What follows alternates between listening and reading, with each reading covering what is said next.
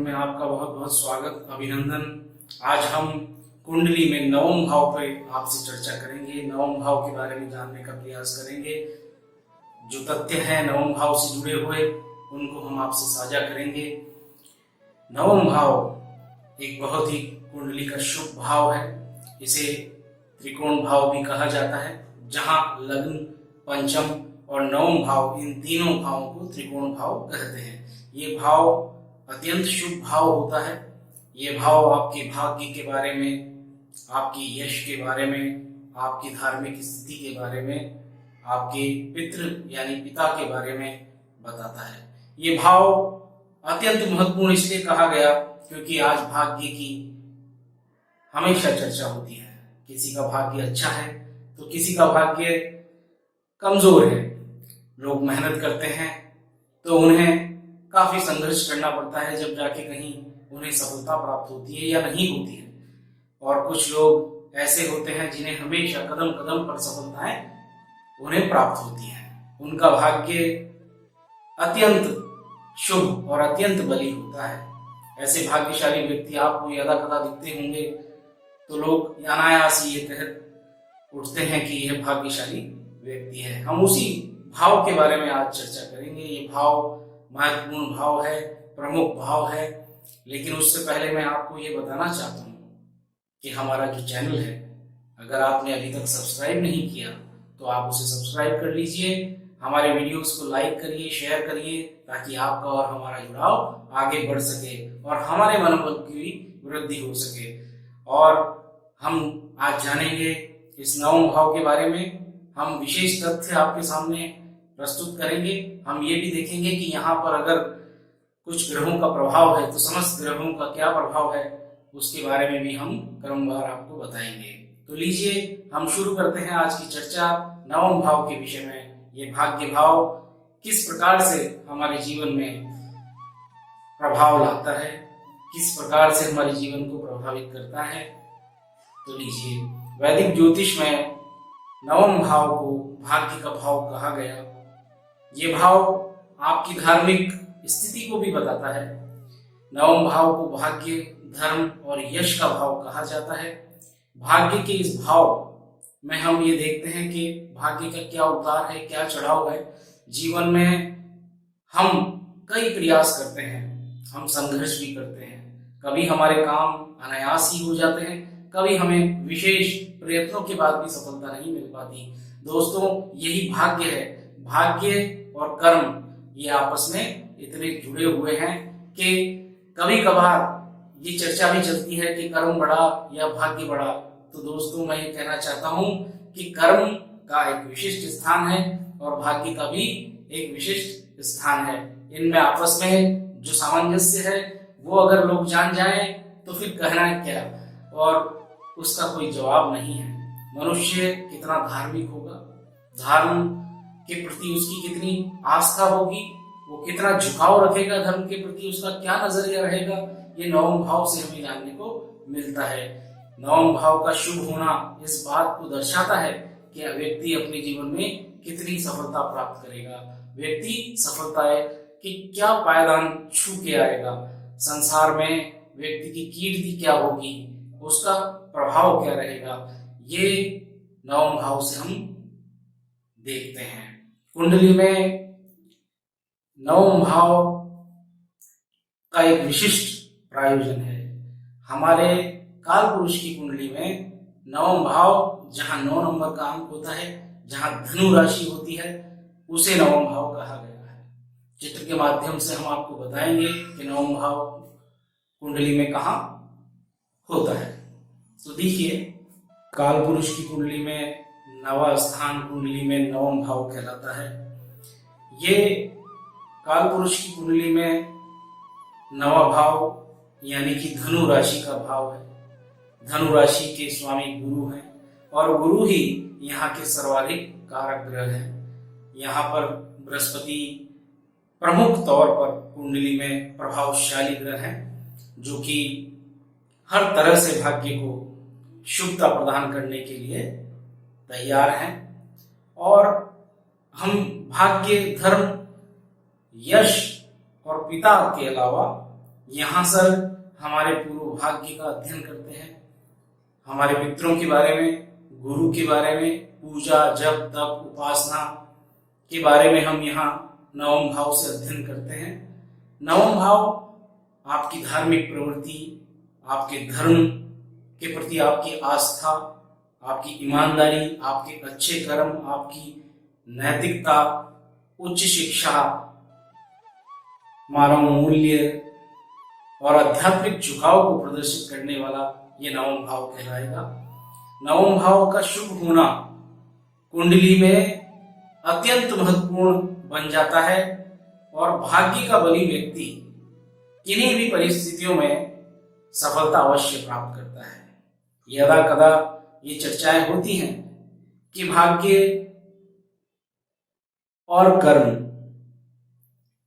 ये संशय कि जो लोग अत्यधिक मेहनत करते हैं उनको भी सफलता पाने के लिए कठोर परिश्रम करना पड़ता है, और कुछ लोग बिना कुछ किए सफलता प्राप्त कर लेते हैं, जैसे कि उनका भाग्य ही उनका साथ देता है।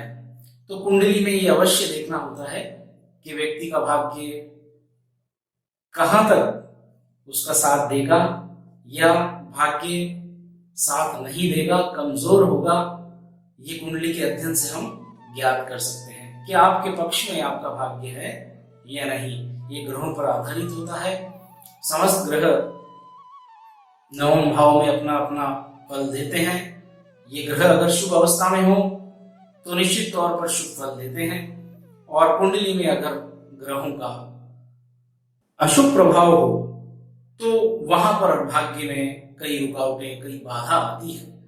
ये कुंडली से कुंडली अलग अलग हमें ग्रहों का अध्ययन करने को प्रेरित करती है, और जब ग्रह अपना प्रभाव भाग्य भाव पर डालते हैं यानी नवम भाव पर डालते हैं तो उसके अनुरूप ही इसका फलादेश होगा, और यही हमें जानना होता है। तो हम आपके सामने ये चीज रखते हैं कि कौन कौन से ग्रहों का क्या प्रभाव होगा, यह भी हम आज जानने का प्रयास करेंगे। ग्रहों का नवम भाव पर प्रभाव जानने से पहले हम ये नवम भाव के बारे में कुछ और चर्चा करते हैं। नवम भाव आपके धर्म से संबंधित ये भाव है। देवालय, मंदिर, अध्यात्म से रिलेटेड ये भाव है, और बृहस्पति इनके प्रमुख कारक ग्रह हैं। बृहस्पति आपको मंदिर या अपना आराध्य से जोड़ने का अवश्य ही यहाँ पर कार्य करते हैं। नवमेश जो नवम भाव का स्वामी है उसका अगर संबंध लग्नेश से हो जाए, पंचमेश से हो जाए तो निश्चित तौर पर ये बहुत ही बढ़िया योग बन जाता है, अत्यंत शुभ ये योग बनता है। और इस योग के आधार पर हम कह सकते हैं कि व्यक्ति देवालयों या मंदिरों का निर्माण करवाता है या उस कार्य प्रणाली में वो हिस्सा होता है। प्रभु के प्रति उसकी आस्था अत्यंत विशेष होती है और गंभीर होती है, जो कि अवश्य ही जीवन में शुभता लेकर आती है, व्यक्ति को भाग्यशाली बनाती है। पूजा पाठ से व्यक्ति का अवश्य ही संबंध ये बताता है कि उसका नवम भाव शुभ है या शुभता का प्रभाव रखता है।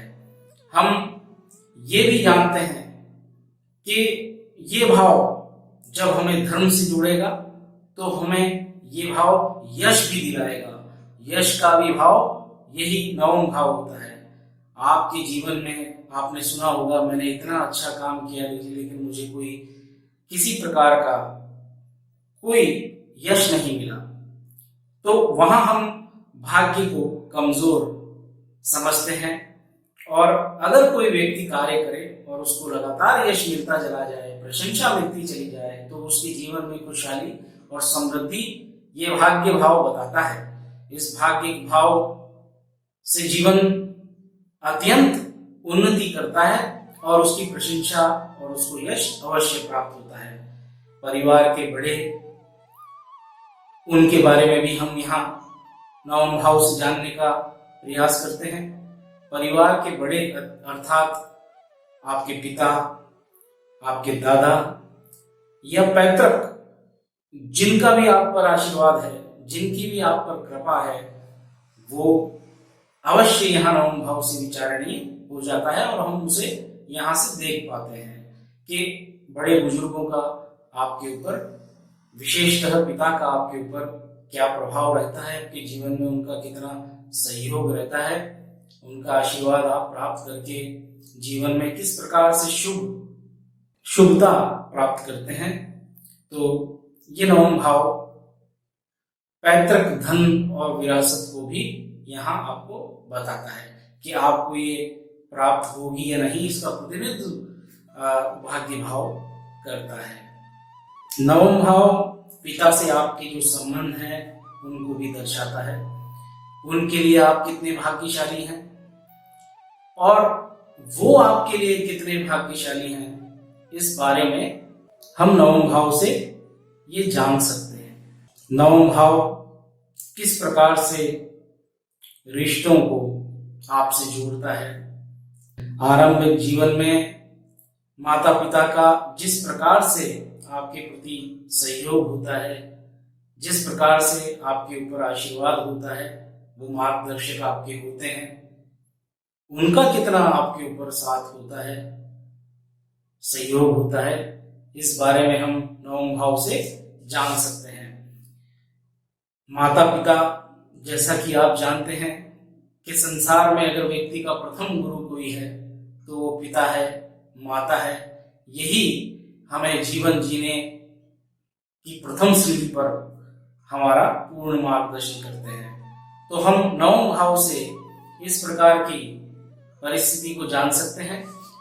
अब हम ये कहें कि माता पिता के अलावा सांसारिक गुरु या आपके शिक्षक, ये भी यहाँ से इनके बारे में भी जानने का मौका नवम भाव से ही मिलता है।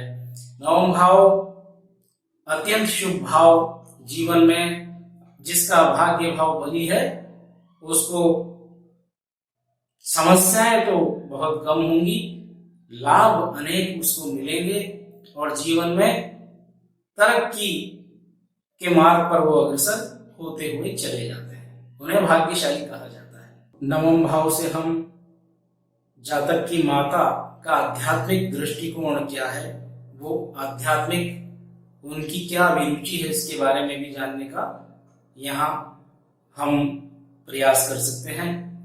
आपके भाई बहन, उनका क्या संवाद है, क्या संचार कौशल है, उसके बारे में भी हम नवम भाव से जान सकते हैं। नवम भाव विस्तृत भाव है, आपके पूर्व जन्मों के, आपके प्रारब्ध के बारे में भी यहाँ से संपूर्ण ज्ञान प्राप्त किया जा सकता है।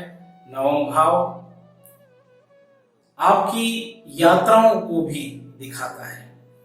विदेश यात्राएं, प्रमुखतः लंबी यात्राएं, लंबी दूरी की यात्राएं, जिनसे आप आनंद और सौभाग्य में वृद्धि देखते हैं, वो यात्राओं का आकलन भी नवम भाव से किया जाता है। अन्य भाव, 12वां भाव, तृतीय भाव भी देखा जाता है, लग्न भी देखा जाता है, लेकिन प्रमुखतः हम देखें तो भाग्य भाव का यहाँ अत्यंत महत्व बन जाता है जब हम विशेषतः लंबी यात्राओं की बात करते हैं, चाहे वो व्यापार के सिलसिले में हो या किसी विशिष्ट कार्य के सिलसिले में हो या तीर्थ यात्रा की बात हो, धर्म से संबंधित यात्रा की बात हो, तो वो नवम भाव से अवश्य ही हम जानने का प्रयत्न कर सकते हैं।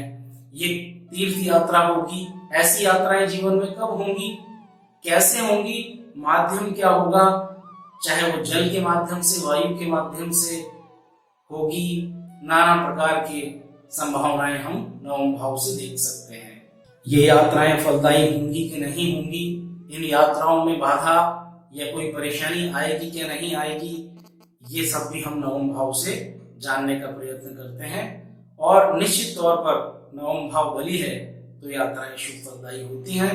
भाग्य के कमजोर होने का भी आकलन हम यहाँ से करके उसके अनुरूप ही उपाय कर सकते हैं। और प्रमुख और महत्वपूर्ण भाव नवम भाव के बारे में जितना जानो उतना कम। ये भाग्योदय आपकी प्रसिद्धि और आपके धन और आपके रिश्तों में क्या प्रगाढ़ता है, इन बिंदुओं पर भी हम यहाँ पर अध्ययन कर सकते हैं। ग्रहों के क्या संबंध आपकी कुंडली में है, उनकी परिस्थिति क्या है, उसके आधार पर आपकी कुंडली का यहाँ फलादेश हो सकता है। और जितने शुभ ग्रह नवम भाव पर दृष्टि डालते हैं तो आपका नवम भाव बली होता है। स्वयं नवमेश की स्थिति अगर अच्छी हो और अगर शुभ भावों में बैठे हुए ग्रहों की दृष्टि अगर नवम भाव पर पड़ती हो तो निश्चित तौर पर आप भाग्यशाली होंगे और अशुभ ग्रहों की दृष्टि से विपरीत परिणाम, अशुभ परिणाम प्राप्त होंगे। बिल्कुल ठीक वैसा ही जैसा कि वैदिक ज्योतिष में सभी भावों पर लागू होता है, वो यहाँ पर भी लागू होगा। साथियों, ये हमेशा हमारे स्मरण में रहना चाहिए कि किस्मत से, भाग्य से ज्यादा और समय से पहले कुछ प्राप्त नहीं होता। तो जीवन में अवश्य ऐसे अवसर प्राप्त होते हैं जब हम खुद ये महसूस करते हैं कि हमारे भाग्य ने हमारा साथ दिया। ऐसी घटनाएं हमारे जीवन में अवश्य होती हैं और हम उसे प्रमुखता से याद रखते हैं। कभी हमें बाधाएं आती हैं तो वो भी हमसे भूली नहीं जाती, वो हमें सबक सिखा के जाती है। नवम भाव पर समस्त ग्रहों का अलग अलग प्रभाव है। हम इस प्रभाव को जानते हैं, जानने की कोशिश करते हैं। प्रथम ग्रह सूर्य ग्रह। अब सूर्य ग्रह या तो यहाँ विराजमान हो या इनकी दृष्टि पड़ जाए तो उसके क्या प्रभाव होंगे ये देखिए। नवम भाव पर सूर्य का संबंध होता है कि वो विराजमान हो। ग्रहों की स्थिति को जानने से पहले, उसके प्रभाव को जानने से पहले मैं आपसे कहना चाहता हूं कि जातक का लग्न कुछ भी हो, नवम भाव पर जो प्रभाव होगा ग्रह का वो मैं आपको बताता हूं। यहां हम इतना अवश्य कह सकते हैं कि किसी भी ग्रह के अनुरूप उसकी मित्र राशि, शत्रु राशि, उच्च राशि, नीच राशि या स्वराशि के आधार पर फलादेश में शुभता अशुभता का आकलन किया जा सकता है। लेकिन मुख्यतः उस ग्रह का अगर नवम भाव से प्रभाव होगा तो वो क्या होगा, वो सकारात्मक बिंदु में आपको बताने की कोशिश करता हूं, वही मेरा प्रयास है। हम देखते हैं नवम भाव पर अगर सूर्य की दृष्टि हो या सूर्य वहां विराजमान हो तो व्यक्ति धार्मिक मानसिकता का होता है, बहुत दार्शनिक होता है, एक महान शिक्षक बन सकता है, महान धर्मजीवी बन सकता है, अपने बच्चों और परिवार के साथ एक अद्भुत बंधन उसका रहता है और निश्चित तौर पर सूर्य का प्रभाव सकारात्मक होता है। अगर सूर्य की सकारात्मक दृष्टि हो, संबंध हो तो निश्चित तौर पर यहाँ इस प्रकार के प्रभाव देखे जा सकते हैं। वहीं हम बात करते हैं चंद्रदेव की। अगर चंद्रमा की दृष्टि नवम भाव पर पड़ती हो या नवम भाव से कोई संबंध बनता हो, सूर्य और चंद्रमा की दृष्टि सप्तम दृष्टि ही हो सकती है और या फिर वो संबंध हो सकता है कि वो स्वयं नवम भाव में विराजमान हो। यहाँ चंद्रमा की बात हो रही है तो चंद्रमा अत्यंत कल्पनाशील बना देता है, दार्शनिक बना देता है, पढ़ने, अध्ययन, धार्मिक ज्ञान की ओर ये अग्रसर आपको कर देता है और सही और गलत क्या है जीवन में इसका ज्ञान इससे परिपूर्ण व्यक्ति होता है। रचनात्मकता, दर्शन, अध्यात्म, इन क्षेत्रों में बहुत उन्नति जातक करता है। यात्राओं पर भी विशेष चंद्रमा की कृपा रहती है, यात्राएं शुभ फलदायी होती है, समुद्री यात्राएं आवश्यक रूप से यहाँ देखी जाती हैं। ये चंद्रमा एक शुभ प्रभाव भाग्य पे डालता है। चंद्रमा की स्थिति को अवश्य ही समझ लेना चाहिए, उसके अनुरूप ही यहाँ फलादेश होना चाहिए। हम जानते हैं कि बृहस्पति का नवम भाव से संबंध हो तो अत्यंत शुभ, कहना ही क्या, ये सबसे शुभ स्थिति होती है। अगर बृहस्पति की दृष्टि पड़ जाए, चाहे वो 5वीं, 7वीं, 9वीं दृष्टि अगर नवम भाव पे पड़ती हो या स्वयं बृहस्पति का कोई संबंध हो या स्वयं बृहस्पति अगर विराजमान हो नवम भाव में, तो इससे शुभ कुछ नहीं, अवश्य ही आपका भाग्य सबसे ज्यादा प्रभावशाली होगा या आपको महान आशीर्वाद कुंडली में प्राप्त होगा। आपकी अच्छी नैतिकता, आपका अच्छा आचरण, आपके सिद्धांत, ये उसकी उच्चतम क्षमता नवम भाव से देखने को मिलेगी। अगर बृहस्पति का संबंध नवम भाव से होता है, आपकी बौद्धिक, आपकी चारित्रिक, आपकी आध्यात्मिक, इन क्षेत्रों में आपकी विशेष उन्नति को दिखाता है। महान विद्वान, महान प्रेरक, महान उपदेशकर्ता आप बन सकते हो। आपके विश्वास और भावनाओं को लेकर अगर देखा जाए तो आप निश्चित तौर पर बड़े समूह को, आप बड़े वर्ग को आप प्रभावित कर सकते हैं। ये बृहस्पति का यहाँ होने से प्रभाव होता है। हम बात करते हैं शुक्र की। शुक्र का अगर संबंध हो नवम भाव से तो कला में, संगीत में और विदेशी संस्कृति में और यात्राओं के प्रति आपको एक मजबूत आकर्षण यहां पर शुक्रदेव देते हैं। शुक्रदेव ये अवश्य ही आपको रचनात्मकता के आधार पर एक शुभ प्रभाव यहां देते हैं। आप आध्यात्मिकता को एक विशेष दृष्टि से देखने का प्रयत्न करेंगे। आपके व्यक्तिगत उन्नति, आंतरिक उन्नति के प्रति आप मुख्य तौर पर आकर्षित होंगे। आपका दृष्टिकोण रचनात्मक रहेगा, ऐसा शुक्रदेव यहाँ प्रभाव आपको देते हैं। अगर नवम भाव से संबंध मंगल का होता है तो मंगल किस प्रकार का प्रभाव यहाँ देते हैं? नवम भाव में मंगल व्यक्ति को अपने आदर्शों, अपने सिद्धांतों से लड़ने की दृढ़ इच्छा शक्ति जातक को अवश्य देते हैं और एक मजबूत व्यक्तित्व आपका रहता है जो कि संघर्ष करने से नहीं घबराता। पूर्ण जिज्ञासा आपको प्राप्त होती है।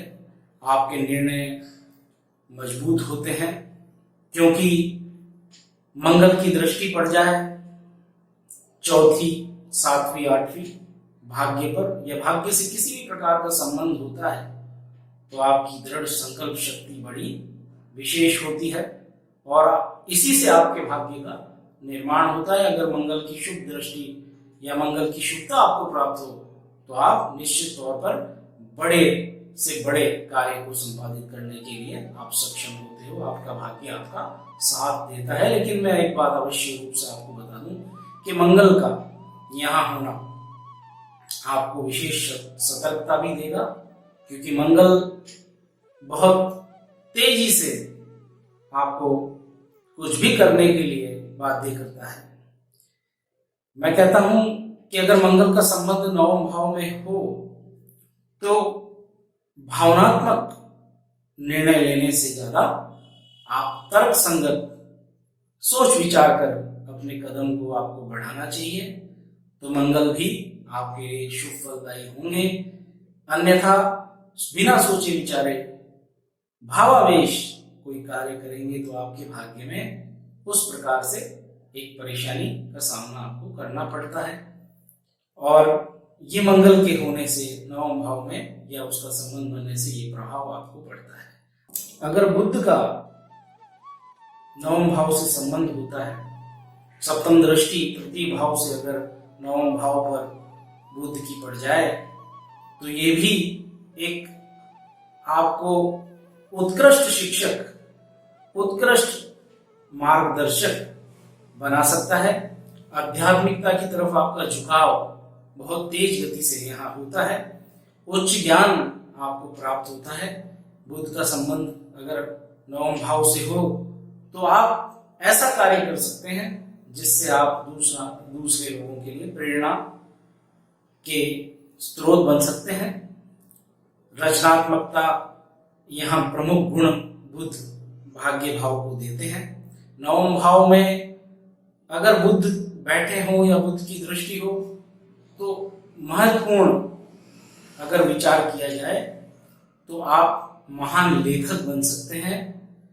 अन्य प्रकार के कौशल आपको प्राप्त होते हैं चाहे संचार का माध्यम हो, सामाजिक, आर्थिक, सभी दृष्टिकोणों से बुध आपको एक बौद्धिक रूप से आपको भाग्यशाली बनाने का पूरा जिम्मा बुध देव का होता है। चाहे विभिन्न भाषाओं का अध्ययन और उनमें पारंगत आपको बुध देव करते हैं। ये बुध ग्रह नवम भाव में शुभता देते हैं, अधिक कौशल आपको प्रदान करते हैं। नवम भाव का संबंध अगर शनि से हो जाए, शनि की तीसरी, 7वीं और 10वीं दृष्टि अगर नवम भाव पर पड़ जाए या नवम भाव पर शनि का प्रभाव संबंध हो, तो ये भी उच्चता की और उच्च ज्ञान आपको, मार्ग आपको प्राप्त होता है। आप सत्य के मार्ग पर चलते हैं अगर शनि की शुभ दृष्टि आप पे पड़ जाए। आप सत्य को समझने और जानने का प्रयत्न आप करते हो। शनि आपको एकाग्र बना देता है, कई मामलों में आपको एकांत प्रिय भी बना देता है। तो वहां पर आपको एक बेहतरीन गुरु, एक बेहतरीन शिक्षक आपको बनाता है। उच्च स्तर, मैं इसलिए कहता हूं कि यहाँ पे बिल्कुल एक परम ज्ञानी की ओर, परम ज्ञान की ओर आपको मोड़ देता है। आप सत्य पर आधारित, नैतिकता पर आधारित उच्च आचरण वाले व्यक्ति बन सकते हैं अगर शनि की ऐसी कृपा आप पर रही। मैं एक बात अवश्य कहना चाहता हूं कि शनि यहाँ पर मुश्किलें भी पैदा करता है जहां तक पारिवारिक स्थिति का मामला हो। ये कठिनाइयां, ये बाधाएं, ये आवश्यक रूप से प्राप्त होती है, लेकिन उच्चता भी प्राप्त होती है।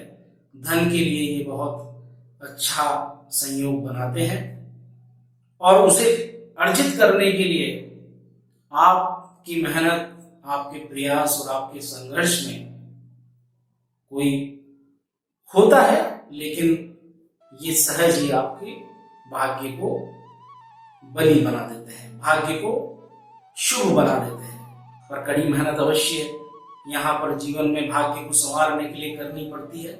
शनि ये आवश्यक रूप से आपको देते हैं, लेकिन आपको उस श्रेष्ठ मार्ग की ओर ले जाते हैं।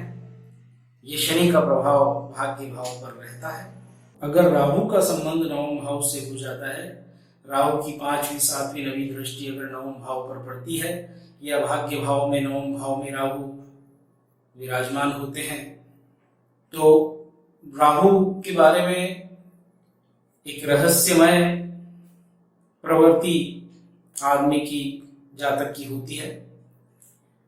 यह रहस्यमय ज्ञान की प्राप्ति करने के लिए हमेशा आतुर रहते हैं, जिज्ञासु रहते हैं। धर्म, दर्शन, अध्यात्म के रहस्यों को जानने के लिए राहु जातक को मदद करते हैं।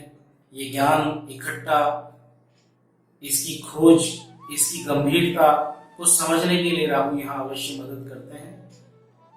लेकिन राहु की प्रकृति हमको समझनी होगी कुंडली के अनुसार। विशेषाधिकारियों को प्राप्त करने के लिए, कुछ विशेष प्राप्त करने के लिए राहु इस ज्ञान का दुरुपयोग न कर बैठे, इस बात के लिए हमें कुंडली का विशेष अध्ययन करना होता है। राहु भाग्य को उन्नत अवश्य करते हैं, लेकिन उस भाग्य का मार्ग सही होना चाहिए, वो सद्मार्ग होना चाहिए, तो वो शुभता कही जाएगी। अगर वो मार्ग कोई विशेष हट है या कोई विशेष प्राप्ति के प्रयोजन के लिए है, तो वो उसको देखना होगा कि वो कहीं कुमार्ग तो नहीं, उससे भाग्य की हानि तो नहीं होगी। ये हमें अवश्य ही कुंडली को ध्यानपूर्वक देखना पड़ेगा। राहु रहस्यमय, शक्तिशाली ग्रह, ये समझ और इसकी क्षमताओं से परिपूर्ण ग्रह, इसे मार्ग की आवश्यकता होती है। भाग्य के निर्माण के लिए राहु मदद अवश्य करता है, लेकिन परिस्थिति काल ये अवश्य देखना होगा। हम बात करते हैं कि अगर नवम भाव से केतु का संबंध होगा तो किस प्रकार से जातक को उसके परिणाम मिलेंगे। केतु की भी दृष्टि 5वीं, 7वीं, 9वीं या केतु का भी संबंध वहीं विराजमान हो नवम भाव में, तो क्या प्रभाव होगा। ये व्यक्ति धार्मिक अवश्य होगा, दार्शनिक अवश्य होगा, कभी कभी ये इससे विमुख होगा। क्यों? क्योंकि ये ग्रह इन चीजों से विमुख भी कर देते हैं, विच्छेद भी कर देते हैं। लेकिन ये यहाँ पर इस प्रभाव का प्रभाव अवश्य आपको देते हैं। केतु के ऊपर किसी प्रकार का शुभ ग्रह का अगर प्रभाव हो तो उस प्रभाव में वृद्धि केतु अवश्य करते हैं। केतु हमें एक अलग दिशा की ओर मोड़ देने का कार्य भी करते हैं।